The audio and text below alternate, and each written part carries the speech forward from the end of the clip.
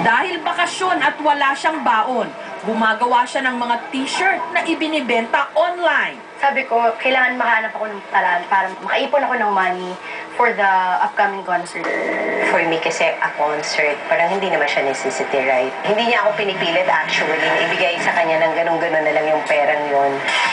Dahil na rin sa kapangyarihan ng internet, mas naging abot ng masa ang impormasyon tungkol sa kanilang mga paboritong artista. Pero kung minsan, hindi rin daw ito nakakabuti. Sa South Korea halimbawa, kumalat din sa internet ang tungkol sa pagpapakamatay ng isang fan na nagpalitrato sa isang miyembro ng Super Junior. Pinagkaisahan daw di umano ng ibang nagsiselos na tagahanga ang bata, kaya ito nagpakamatay. Ang leader naman ng grupong TVXQ o Toho Shinki, minsan pa raw nilaso ng mga anti-fans o yung mga galit sa mga sikat na celebrity.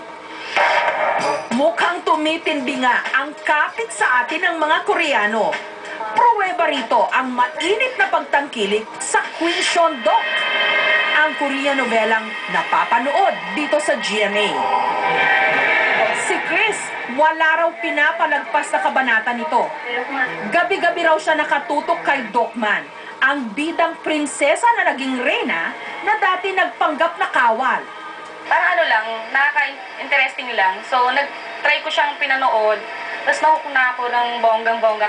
Gumawa pa nga si Chris ng fan page para magkaroon ng ugnayan ang iba pang mga katulad niyang Queen Shondok fanatic. At hindi nagtagal, nagpapadala na rin siya ng kanyang mga kasama ng mga mensahe sa fan page ng aming programa. Hinihiling na i-feature din daw namin ang paborito nilang palabas. At para kumpletuhin ang kanilang Queen Shondok experience, pumayag silang magsuot ng mga costume.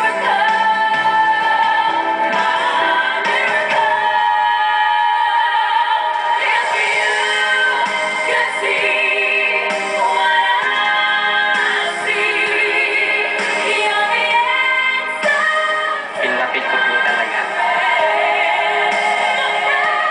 Feeling ko nasa Korea din ako. Paminsan-minsan lang na nangyayari. Masyado po akong blessed kasi po nabigyan po ako ng pagkakataon na magampanan ko po yung gusto ko pong gampanan.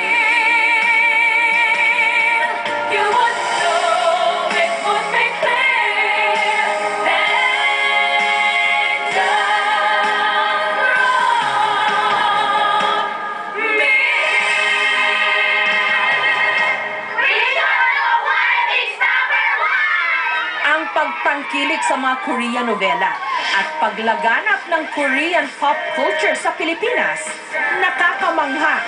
Sana dumating din ang araw na kulturang Filipino naman ang mapalaganap natin sa ibang parte ng mundo para tayo naman ang hangaan.